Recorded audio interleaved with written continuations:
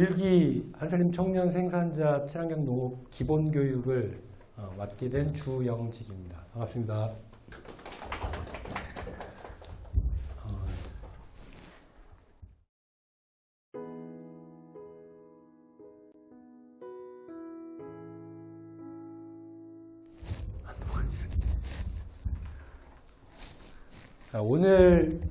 오늘부터 해서 이제 4회차에 걸쳐서 4일 동안 교육을 할 건데요.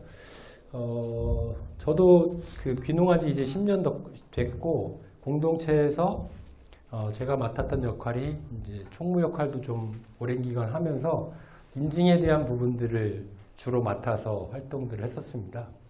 그리고 그 일들을 하다 보니까 이제 어르신들이나 신규로 오신 분들이 어떻게 친환경 농업 인증에 대한 부분으로 접근할 것인가에 대한 이제 고민도 있고 모르는 부분도 있고 해서 이번 강의 때 준비를 좀 해봤고요. 나머지 부분들에 대해서는 농사를 짓는 데 있어서 기본적으로 알고 가야 될 것들, 여기에 대해서 이렇게 4번에 걸쳐서 강의를 하도록 준비를 해봤습니다. 실제로 제가 이제 여태까지 해왔던 교육들을 이제 하나로 엮어가지고 이번에 이제 한살림 통해서 이렇게 교육을 하게 됐습니다. 바로 진행할게요. 본 교육으로 들어가서 유기농업, 그러니까 친환경 농업이라고 하는 큰 틀 안에 우리가 유기농산물도 있고 무농약 농산물도 있죠.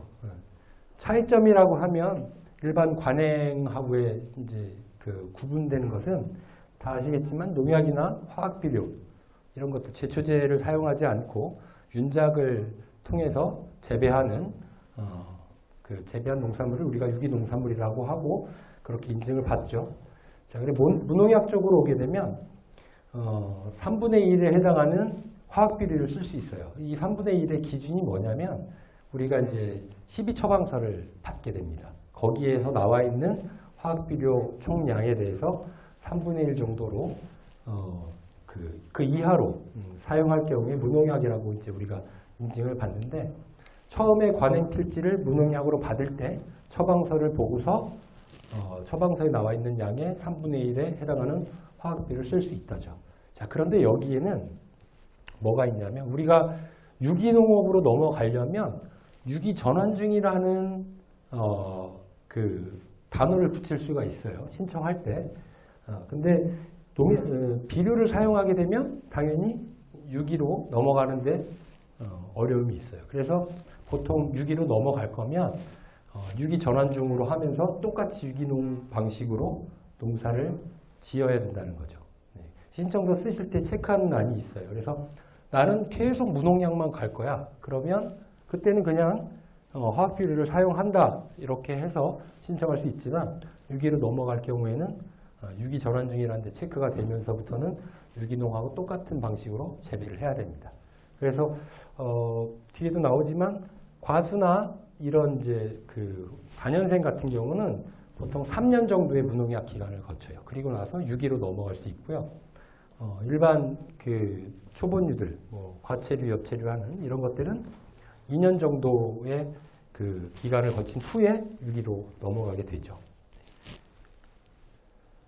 우리가 인증을 받기 위한 준비 과정들이 좀 필요한데요. 그 준비 과정 중에 가장 중요한 것은 여러 가지 이야기가 나오지만 그 중에서도 이제 영농일지를 쓰는 게 되게 중요하죠.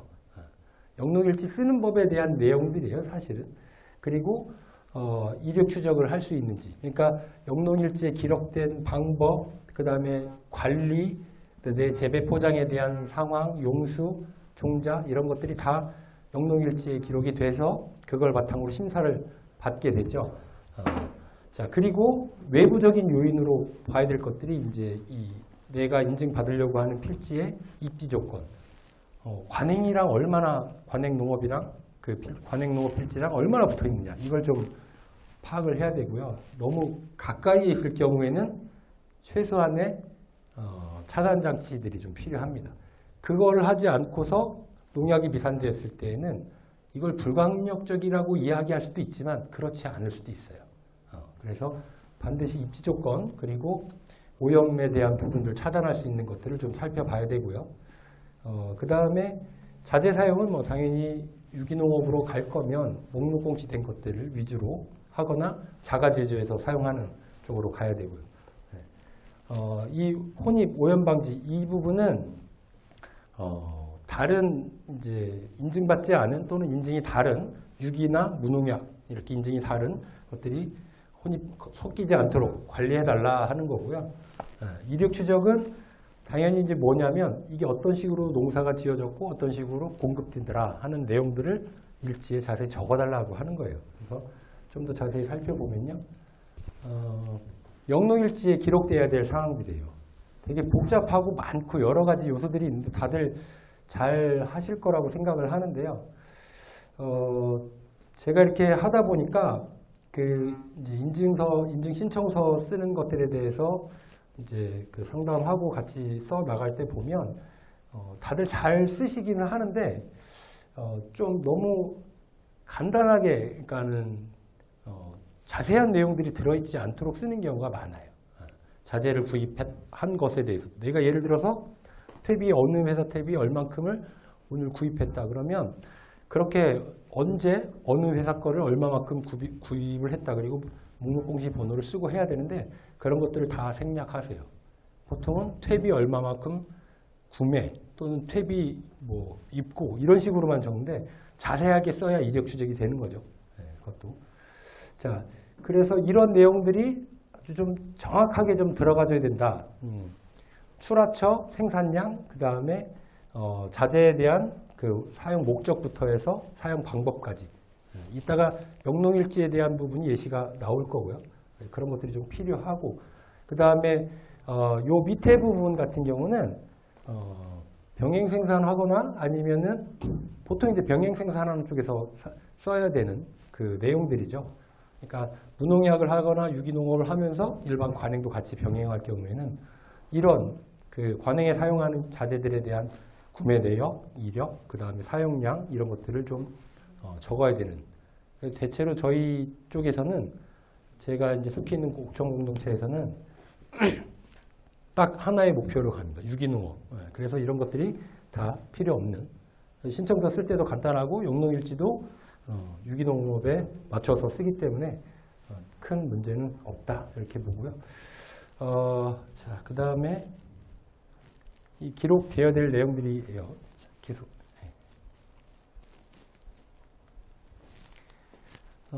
그 다음에 우리가 인증 신청서 쓸 때 여기에 이제 요 토양 비옥도나 염류 관리에 대한 이야기들을 쓰게 되어 있는데요. 12처방서 다음 시간에 이제 듣게 되면 저 내용들이 뭔지를 이제 이해를 하실 건데 어쨌든 중요한 게 비옥도라고 하면 유기물 함량에 대한 부분으로 이야기가 될 수 있고요. 그 다음에 염류라는 것은 기존의 토양에 우리가 사용했던 자재들 중에 그 비료 성분들이 남아서 누적된 양들을 이야기를 해요. 그래서 그런 것들을 기준이 있어요. 2.0 이하로 유지를 시켜줘야 되는데 그런 것들에 대해서 어떻게 관리할 것이냐 신청서 쓸 때 써야 되기 때문에 12처방서를 보고 요거를 좀 확인을 해야 되고요. 그 다음에 염류가 너무 많다 할 때는 염류를 제거할 수 있는 이런 작물들 이런 것들을 통해서 염류를 점점 빼줘서 토양을 좀 더 작물이 잘 자랄 수 있는 환경으로 만들어주는 것 이런 부분들이 또 노트에 기록이 돼야 되겠죠. 영농일지에. 이 밑에 나와 있는 것은 이제 그 주변 관행 농장하고 인접해 있을 때의 이제 완충지나 또는 차단막 여기에 대한 부분인데 어쨌든 농사 짓기 전에 이런 부분들이 이미 이제 끝나야 되는 거죠. 완충지를 설정을 하거나 아니면 차단막들을 미리 쳐서 동계에 이제 방지되는 약들이 넘어와서 우리 인증 필지에 오염이 되지 않도록 미리 그리고 표지판 설치도 하셔야 되고요. 저희 권역에서도 그래서 예전에 팻말들을 다 만들어서 필지 앞에 이렇게 꽃도로 여기 유기 필지입니다. 무농약 필지입니다. 이렇게 했었죠. 표지판이 되게 중요한 게 그리고 표지판도 중요하지만 옆집 농가하고의 소통이 되게 중요하죠. 그래서 농약 치는 날이 있다. 그러면 미리 얘기해달라. 또는 우리 쪽으로 넘어오지 않게 가급적이면 해달라라든가 이런 요청도 해야 되고요. 좀 친하게 지내야 됩니다. 싸우거나 그러면 큰일 나요. 저희도 그래서 항상 그 인접한 농가가 누군지를 알고 지내고 있습니다.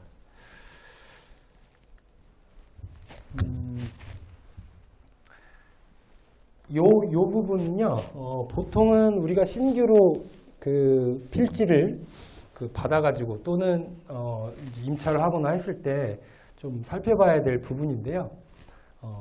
토양 환경 보존법이라는 게 있어요. 그래서 토양이 오염됐다라는 것, 농약에 오염됐다라는 것을 좀 확인할 필요가 있는데 보통은 잘 증빙을 안 해요. 근데 이제 예를 들어서 농약이 오염된 토양들을 내가 임차를 하거나 뭐 구매를 할 수 있어요. 구입을 할 수 있어요. 그런데 작물이 심겨지지 않은 상황에서 인증을 받게 되면 토양을 채취를 해갑니다. 그래서 보통은 우리가 작물이 자라는 시점에서 인증을 신청해서 작물채를 수거해 가도록 해줘야 돼요.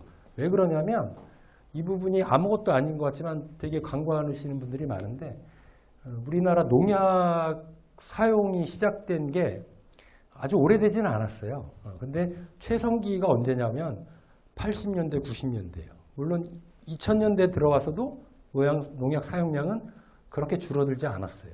화학비료 사용량도 많고요. 그러면 그런 필지들이 우리가 구매를 하거나 임차를 했을 때 토양에 농약이 잔류할 수 있는 여지가 있어요. 그래서 사실은 작물이 재배되는 기간 중에 우리가 작물을 수거해 가는 게 좀 더 우리한테 좀 유리한 편이고요. 그리고 나는 미리 알아보겠다 해서 토양 검사를 해보시는 게 사실 좀 더 안전하겠죠. 내가 임차하거나 구매할 필지에 대해서.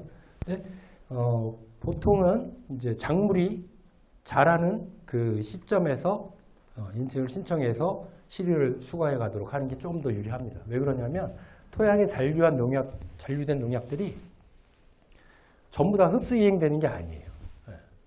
그래서 서서히 반감기라는 걸 통해서 사라지는 상황이 되거든요. 그리고 우리 작물채로 흡수 이행되는 경우가 없지는 않아요. 대표적인 게 이제 흡수 이행되는 애들 중에 하나가 지오렉스라고 하는 그 엔도설판 성분이죠. 그게 예전부터 해서 문제가 되게 많았어요. 토양 검사를 해보면 유기재배 10년 했는데 다 와요. 황당한 거죠. 그럼 이거를 누구의 책임으로 돌릴 것이냐? 거기까지만 할게요. 왜냐하면 더 나가면 법적인 부분까지 가야 되고 싸워야 되기 때문에 개인적으로 궁금하신 분들은 제가 상담을 해드리고 어쨌든 새로 구입한 땅이거나 임차한 땅에 대해서는 작물이 들어간 상태에서 인증을 신청하는 게 안전하다. 그나마 그렇게 보면 되고요. 엔도설판이 나오면 그땐 좀 상황이 좀 다릅니다. 자, 그리고 아까 이야기한 것처럼 단연생은 3년 이후에 인증을 유기로 전환할 수 있고요. 일반 이제 초본류들 같은 경우는 2년 정도만 지나면 우리가 유기로 전환할 수 있다라는 거. 네, 그렇게 보면 되고요. 그리고 중요한 게 이제 수질인데요. 한살림에서도 물 관련한 사건, 사고들이 좀 있었어요. 네, 예전부터. 근데 어쨌든 지금은 대부분 관정을 뚫어서 농사를 짓거나 아니면 빗물에 의존하는 이런 경우들이 많은데요. 관정을 뚫어서 이렇게 사용하면 그나마 좀 안전하고요. 5년에 한 번씩 수질 검사를 의무적으로 하게 돼 있어요. 물론 이제 하천수 쓰는 거는 가장 위험하고요. 호소수랑 저수지물. 왜냐하면 저수지물 같은 경우는 이제 주변에 관행에서 유입되는 오염, 농약이나 비료나 뭐 축분, 침출수 이런 것들이 들어갈 수 있기 때문에 가급적이면 빗물에 의존하는 건 좀 어렵지만 관정을 좀 사용하시는 게 제일 유리하고요. 자, 그리고 관정을 뚫어서 사용하는 게 좀 맞는 것 같고요. 다른 거는 뭐 중요하지 않고 지금 보면 이제 우리가 종자나 모종들 한살림에서는 이제 자가육묘 원칙이고 물론 상황에 따라서는 자가육묘가 실패했을 경우에 주변으로부터 이제 유기재배 준해서 생산된 그 모종을 사용할 수 있겠죠. 종자는 재래종 아닌 이상은 대부분 소독 종자죠, 그죠? 그래서 인증에서도 최종 산물에서 농약이 검출되지 않을 것이라는 단서를 붙여줬어요. 그래서 대체로 종자 소독된 것들이 잔류가 좀 짧은 상황이라 큰 문제는 없고요. 일반 종자를 쓰시는 분들도 좀 안심하시라는 뜻에서 말씀드리는 거고, 어쨌든 가장 좋은 거는 자가체종하는 게 좋은데, 작물에 따라서는 자가체종했을 때 수확량이 떨어지거나 상품성이 떨어지는 경우가 되게 많죠. 그죠? 과수를 제외하고는. 그래서 뭐 일반 종자를 사용을 할 수가 있더라라는 거고요. 그리고 이게 중요한 게 친환경 육묘장들이 전국에 없지 않아요. 없지 않은데 문제들이 좀 많습니다. 실제로 저도 이제 전에 저는 이제 관행 출하한 적도 많아요. 일반 이제 공판장 출하를 하는 경우도 많은데, 왜냐하면 사이사이에 이제 밭이 유기로 인증을 받았지만 필지가 이제 놀아야 되는 시점이 있어요. 그래서 그걸 막기 위해서 작물들을 이렇게 이제 심어야 되는 상황이라 친환경 육묘장들을 좀 알아봤었어요. 알아봤는데 제대로 해주는 곳이 몇 프로 안 돼요, 전국에. 그냥 확인서 써줄 거다, 써줄 수 있다. 그런데 농약 칠 수밖에 없다. 관리가 안 된다, 별도로. 그런 데가 되게 많아요. 그래서 물론 우리가 이제 자가 육묘가 원칙이기 때문에 다른 친환경 육묘장을 활용하지 않는 경우가 대부분인데, 어쨌든 조심해야 된다는 거죠. 다른 이제 육묘를 맡길 때는. 그리고 윤작에 대한 부분이 있는데요. 윤작이 우리가 보통은 녹비 작물이 좀 들어가 주거나 콩과 작물이 좀 들어가 주면 아주 적당한 윤작이라고 이야기할 수 있는데요. 이게 좀 쉽지가 않죠. 그죠? 특히 시설하시는 분들은요, 이게 이제 작물 회전 속도가 빠르고 하다 보니까 일정 기간 하기가 조금 어려워요. 물론 겨울철에 녹비를 심거나 할 수는 있지만, 차라리 작물을 바꿔서 몇 가지 내가 환금 작물로 선정해 놓고, 환금 작물, 그러니까 돈이 되는 작물이겠죠, 그죠? 그걸 가지고서 돌려가면서 짓는 게 가장 현실적이다고 이야기를 하고요. 과수하시는 쪽에서는 특히 저희 같은 경우 이제 포도를 주로 하는데 초생 재배를 그냥 합니다. 1년에 한 7, 8번 풀을 깎고 초생 재배를 통해서 윤작을 대체를 하는.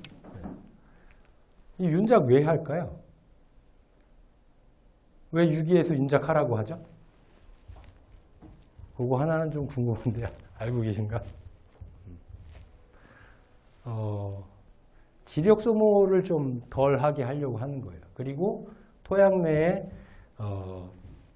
종 다양성, 미생물에 대한 종 다양성도 확보해줘야 되는. 그러니까 작물에 따라서 미생물상들이 좀 달라요. 그래서 자꾸 다른 작물로 돌려줘 가면서 토양의 다양한 미생물들의 상을 유도해주고, 또 초생 재배도 마찬가지예요. 초생도 한 종류로 하는 게 아니라 일반 잡초지만 다양한 풀들이 나오거든요. 그래서 다양성을 좀 확보할 수 있는, 그래서 좀 더 건강한 토양으로 만들자 하는 의미에서 저렇게 윤작을 하도록 권유를 하고 있습니다. 그리고 가장 우선으로 되는 건 사실은 이 경축순환인데요. 경축순환을 하게 되면, 경축순환은 쉽게 얘기해서 내가 닭 몇 마리, 뭐 소도 키우고, 뭐 돼지도 키우고 그러면 내 농가 부산물을 먹여서 그렇게 이제 그거를 거기서 나온 축분들을 사용하고 이런 것들인데요. 여기에 보면 이 공장형 축분이 나오죠. 공장형 축분이라는 것은 우리 이제 지역에 가보면 일반 관행으로 해서 축사 지어놓고 막 소나 돼지들 키우잖아요. 그런 걸 얘기해요. 거기서 나와 있는 것도 쓸 수가 있어요. 우리가 쓸 수가 있는데, 다음 시간에 배우겠지만 단서가 있어요. 이렇게. 그리고 더 중요한 거는 여기서 발효시켜서 내가 쓰려면, 일반 공장의 축분을 가져다가 쓰려면 발효 후에 분석 성적서를 내야 돼요. 항생물질 검사, 그 다음에 유해 성분, 8성분, 그런 것들이 분석이 되고, 유해 성분 같은 경우는 일반 퇴비 기준의 2분의 1 이하의 유해 성분 함량이 나와야 돼요. 낮게 나와야 된다는 거죠. 그래서 현실적으로 어렵기 때문에 공장용 축분 같은 경우는 거의 농가에서는 활용을 못하고 부산물을 이용한 그 자가주조한 퇴비들은 그런 성적수 없이 사용이 가능합니다. 그렇게 이해하시면 되고요. 그리고 이 양분 관리가 되게 이제 그 우리가 고민하는 지점 중에 하나거든요. 그러니까 이게 12처방서에서 다룰 내용이긴 한데요.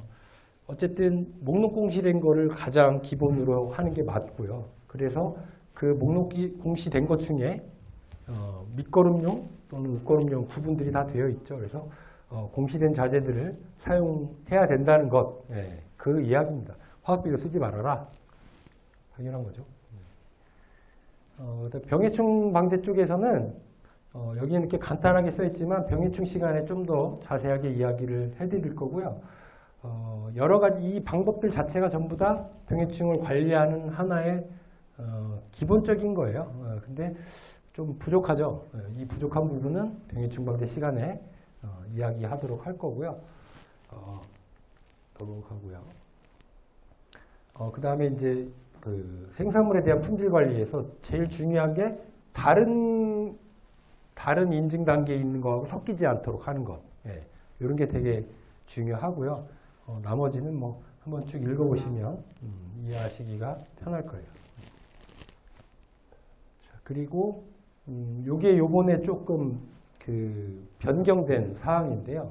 이게 잘 모르시는 분들이 좀 많을 거예요. 우리가 이제 불광역적으로 이제 이렇게 농약이 오염되는 경우가 있어요. 그런데 여기도 보지만 이제 허용 기준 이하, 잔류 허용 기준 이하로 검출되었을 때 이렇게 두 번째까지는 허용을 해준다 이거예요. 근데 그 이유가 이제 이런 것들이죠. 바람에 의해서 약이 쳐서 비산되거나 농업용수가 오염돼서 이건 하천수를 쓰거나 이제 호소수를 썼을 때죠. 그리고 요거는 이제 그 밖에 불광역적이라는 것은 저도 잘 모르겠어요.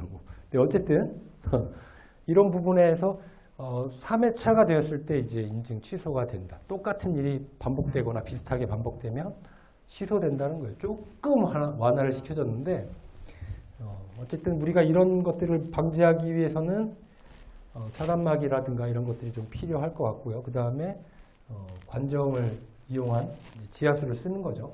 그렇게 하게 되면 이런 부분들은 조금 피해갈 수 있겠다라는 거고요.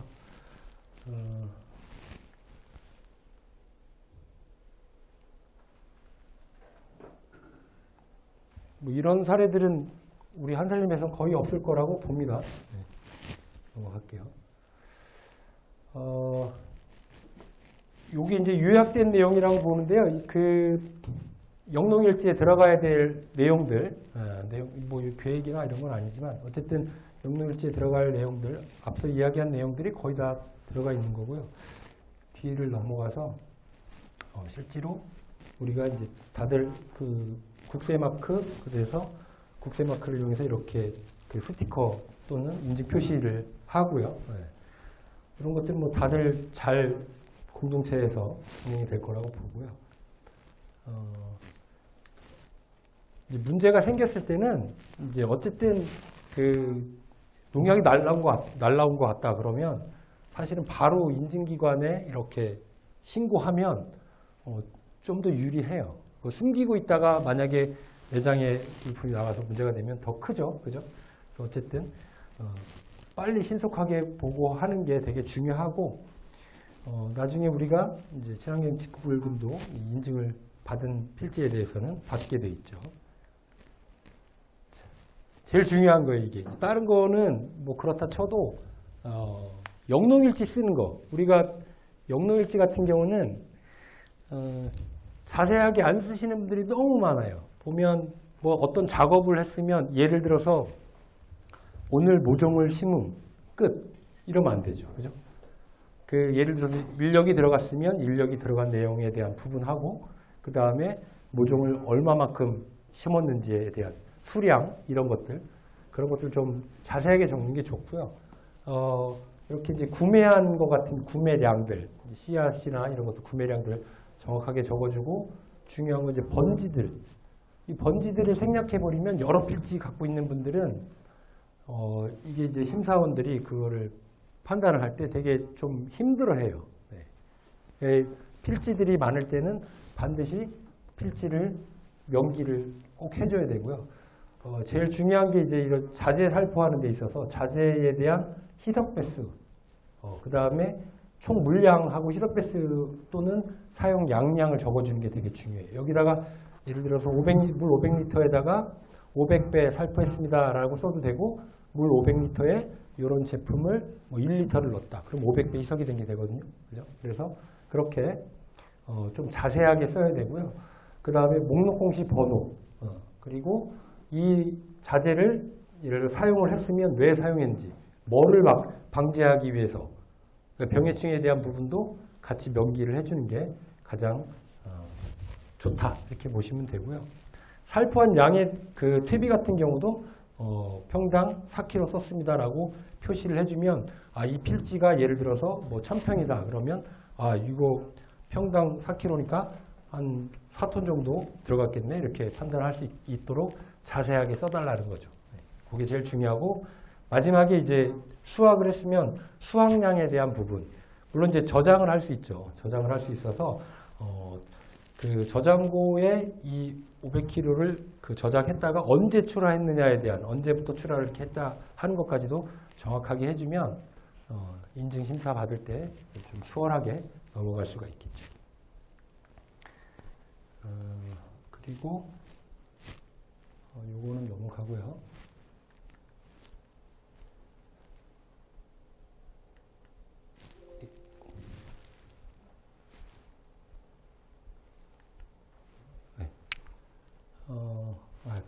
단체 인증, 여기 단체 인증 하시는 곳 있나요?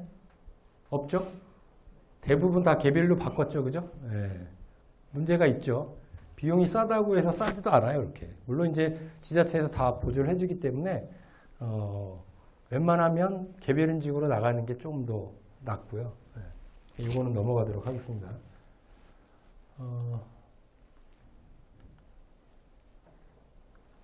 제일 중요한 게 또 하나 이제 사건 사고, 영농일지 잘 쓰는 것하고 사건 사고만 막으면 되는데요. 자재들에서 문제가 많이 되는 상황이 이제 보통은 요 공시 취소된 자재들, 재고로 갖고 있었는데 남은 거 있잖아요. 보통 한번 구매해 남은 것이 있는데 얘가 공교롭게도 취소가 되는 경우가 생겨요. 그래서 그럴 때는 그 자재를 폐기할 수밖에 없는 그런 거라는 거고요. 근데 예전에는 이게 되게 문제가 많았어요. 그 제초제에도 친환경 제초제라고 써놨었어요. 그러니까 사람들이 오인을 하는 거야. 근데 친환경 농업에서 제초제를 쓸 수 있다 없다. 그 농약이 아니더라도 쓸 수 없죠. 왜 못 쓸까요? 제초제를 못 쓰는 이유. 제초제는 전멸약이죠. 보통. 물론 선택적 제초제가 있고 비선택적 제초제가 있긴 했어요. 근데 우리가 유기농업을 한다는 것은 정말 이제 가장 큰 것 중에 하나가 생물종 다양성에 대한 확보예요. 그런 차원이기 때문에 전멸제를 쓴다는 것은 좀 맞지 않더라라는 거죠. 그래서 초생을 하거나 윤작을 하도록 하는 거거든요. 그래서 친환경 자재로 만들어진 어떠한 것도 제초제용들은 쓸 수가 없습니다. 네. 그렇게 이해하시면 되고, 그리고 친환경 자재라고 표시가 돼 있더라도 공시번호가 없으면, 예전에 어르신들이 공시번호하고 비료 등록번호하고 헷갈려 하세요. 그래서 그게 공시된 거라고 착각을 하시는 경우가 많이 있더라고요. 정말 조심하셔야 되기 때문에 우리 젊은 청년 생산자들이 그런 것들을 좀 구분해서 안내를 하거나 아니면 아예 자재를 통합적으로 관리할 수 있도록 리스트만이라도 그래서 이런 자재를 차라리 활용을 하세요 하고 안내를 해드리는 게 훨씬 더 낫죠. 안 그러면 어르신들은 목록 공시된 건지 비료 등록된 건지 이런 등록된 번호들을 혼동하기 때문에 위험 요소가 있더라라는 거예요. 자, 그리고 당연히 이건 안 하겠죠. 일반 그 관행 거 빌려다가 약을 치거나 또는 내가 그 밭을 사거나 임차를 했는데 거기에 기존에 관행에 썼던 약줄이 있더라. 절대 쓰면 안 되죠. 거기서부터 오염이 되고요. 어떠한 사례들이 있었냐면 부직포도 그래요. 부직포 관행에 썼던 부직포에서도 농약이 묻어 있다가 걔들이 물을 주거나 어떤 농사행위를 할 때 모종이나 이런 데 떨어져 가지고 모종에서 농약이 전혀 생뚱맞은 농약이 검출되는 경우도 있어요. 그래서 내가 새로 밭을 임차하거나 샀을 경우에는 거기 있던 웬만한 것들은 다 버리시는 게 좋아요. 그러고 새로 마련해야지, 안 그러면 농약에 대한 오염에서 좀 벗어나기가 힘들 수 있어요. 그리고 어쨌든 장비는 빌려주지 않는다. 되게 서울해 하더라고요. 이 관행하시는 좀 친한 분이 급하게 나 좀 써야 되는데 이거 좀 빌려줘. 빌려줄 수는 있어요. 그런데 가져올 때 완벽하게 세척을 해와야 돼요. 그런 전제라면 그런 뭐 트랙터나 이런 것들은 빌려주고 빌려올 수는 있어요. 근데 완벽하게 세척하기 쉽지 않죠. 그죠? 그래서 가급적이면 친환경 농업에 사용되는 자재들, 그러니까 그런 기계나 이런 농기계들은 안 빌려주는 게 좋습니다. 그리고 또 같은 인증받은 농가들끼리도 사실은 병이 옮아오는 경우도 있어요. 똑같이 유기농을 하는데 같은 작물이고 거기에 밭에 토양병들이 있는 데서만 예를 들어 그 농기계로 뭐 이렇게 쟁기질을 하거나 뭐를 했을 때 세척을 하고 오지 않으면 병이 옮겨오는 경우가 있어요. 실제로 그렇게 옮겨옵니다. 그래서 주의하시는 게 좋고요. 그 다음에 나머지들은 뭐 크게 문제될 만한 것은 없고요. 요 정도 수준, 요 정도만 이렇게 좀 우리가 잘 염두만 해두면 인증에 큰 문제는 발생하지 않더라라는 거죠. 그리고 또 하나는 예전에 많이 나왔던 건데요. 에프킬라, 그죠? 집에서 쓰다 보니까 너무 에프킬라에 침수돼 있어가지고 어른들은 이거는 농약이 아니야 라고 판단하시는 경우가 많아요.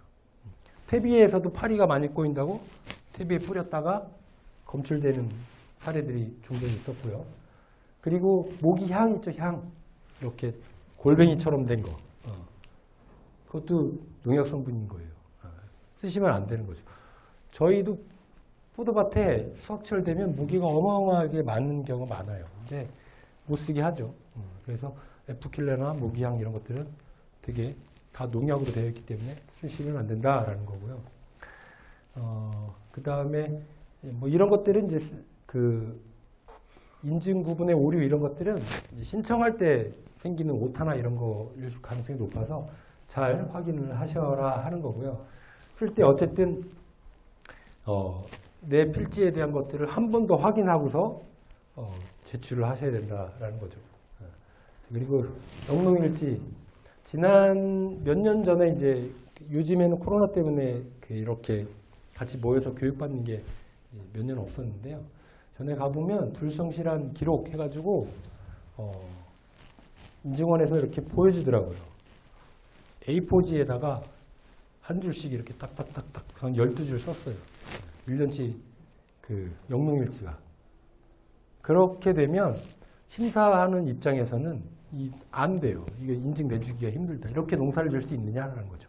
좀 더 자세하게 상황들에 대한 설명들이 필요하고 뭐 자재부터 해서 농사했던 여러 가지 작업 내용들이 좀 상세하게 기록이 되어야 된다라는 거고요. 그리고 심사하러 갔을 때 보면 이런 경우가 있어요. 특히 이거 화학 비료. 저희 같은 경우는 이제 월별로 좀 다르지만 4월에서 5월이 바람이 좀 3월부터 바람이 좀 많죠. 저희 옆집에 있던 화학비료 포대가 날라와가지고 우리 집 앞에 딱 떨어져 있는데 그날이 공교롭게도 인증심사 받는 날이에요. 그러면 이 빼도 박도 못하는 거예요. 이거 내가 쓴 게 되는 거야. 내 경계지, 우리 밭 경계지를 한 바퀴 돌아야 돼요. 그리고 또 재밌는 게 뭐냐면 하필이면 인증심사 받는 전날 새벽에 그 경계지에 제초제를 쳐놓는 경우도 있어요. 물론 이제 상황에 따라서 인증이 안 나갈 수도 있지만, 왜냐하면 경계지가 위쪽에 있더라도 이 밭은 이 위에 뚝은 뇌뚝이에요. 그래서 항상 그 옆집 사람들하고 그 소통을 좀 하셔야 돼요. 관행하는 분들하고. 이게 제초제가 친 당일날은 잘 안 보이죠. 다음 날이 되면 고사하는 게 보여요. 되게 중요한 건데 어쨌든 농약병, 농약의 화학비료 포대 못 날라오면 내가 치워야 돼요. 진짜. 되게 많아요. 이런 경우가. 그리고 농수로에 보면 어르신들이 약 치고 나서 농수로에다가 버려요. 농약병. 플라스틱 같은 경우. 예전에는 뚝에 보면 그 갈색의 농약병들이 막 묻혀있고 막 그랬거든요. 어쨌든 내 땅이 아니더라도 내 인근에 있는 거라면 치워줘야 돼요. 네. 되게 조심해야 되는 그런 거고 이런 사례들이 되게 많았어요. 이게 그 원료로 인한 농약 오염. 특히 이제 수도작하는 논에서 많이 발생되는 사례들도 있고 그래서 주의하셔야 되는 거죠. 예전에 제가 이제 심사원으로 활동을 한 적이 있었어요. 초기에. 근데 그때 이제 상주 쪽에 갔는데 이렇게 삼각형으로 논이 하나 있고 주변이 다 관행이에요. 근데 그 삼각형 논에 인증을 내고 싶다고 얘기를 하더라고요. 이런 문제가 생기겠죠. 그죠? 네.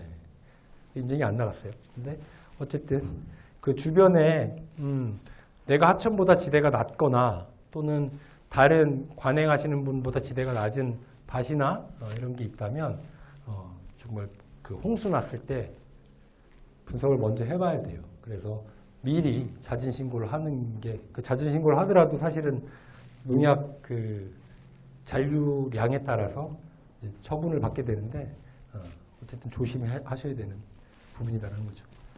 가장 많은 사건 사고 났던 것은 어쨌든 이런 부분들이에요. 그 날라온 거 말고도요. 보통 이제 이렇게 자재들이나 다른 거 쓰레기를 담아서 그 인증 필지에 놓는 경우가 있어요. 화학비료 포대로. 내가 포대를 쓰지 않았지만, 그러니까 쓰레기통 용도로 썼는데 이런 부분도 다 걸립니다. 정말 이런 되게 많았어요. 그래서 화학비료 포대는 없어야 돼요. 우리 밭에 아예. 그죠? 이제 유기로 가시는 분들. 무농약은 뭐 상관없습니다. 여기까지가 그 인증에 대한 부분인데 인증 신청서 쓸 때 이제 시즌이 오고 있죠? 그죠? 인증 신청서 보통 이제 밭작물 하시는 분들은 한참 막 신청하고 할 텐데 저희도 마찬가지지만 다른 게 그 어려운 게 아니라 영농일지를 써놓은 그 것들 그게 제일 중요하기 때문에 영농일지 쓰는데 만전을 기하시면 좋을 것 같습니다. 혹시 여기 인증에 대해서 궁금하신 점이 있으실까요? 없으시면 쉬었다가 다음 강의로 넘어가도록 할게요. 잠깐 쉬겠습니다. 많이 있거든요. 너무 불고 바람 불고 그래서. 네. 근데 요즘 어떤 식으로 하시냐면 제초제를 하지 말아라. 네. 왼쪽이 다 할 테니까. 그러면 어떻게 하냐면 밑에 놓은 부분 옆 부분만 제초제를 쭉 하고 가요. 저희 필지 쪽으로 넘어오는 부분은 아예 안 하고 옆면을 이렇게 제초제를 쭉 하면 티가 확 나잖아요. 나죠. 엄밀히 따지면 다 씌우고 하니까 비산은 안 되지만 네. 그 묻은 부분도 정확하게 딱 구별이 되고 필지로 봤을 때는 정확하게 구분이 그 지적상으로는 분리가 돼 있는 이쪽에서 한 거라서 그러면 인증 취소 사유가 확실히 그게 맞는 건가요? 취소 사유까지는 아니고요. 보통 이제 심사원들의 재량에 따라서 물론 심사원들도 기준이 있거든요. 이 정도면 비산의 오염이 없다라고 뚝의 높이가 아주 높다면 그 정도는 참작을 해줘요. 제초제에 대해서도. 근데 예를 들어서 진짜 뚝까지 다 허옇게 덮었다. 그 제초제가. 그럴 때는 이제 안 되죠. 가급적이면 그 밑에 부분까지 깎아줘야 되는 상황인 거죠. 그렇죠. 맞아요. 그 심사원하고 상담할 게 아니라 그거는 인증기관하고 상담을 하셔야 돼요. 이런 사례들이 종종 나오는데 어떻게 해야 되느냐고 물어보면 어느 정도 답은 해줘요. 이제 농가 편에서 이야기를 해주죠. 심사원들한테는 그런 거 얘기해봐야 소용없어요. 심사하고 가서 보고서 내고 그냥 끝이에요. 그게 더 위험할 수 있죠. 이게 사전에 소통을 하셔야 됩니다. 그럼 진행을 하겠습니다.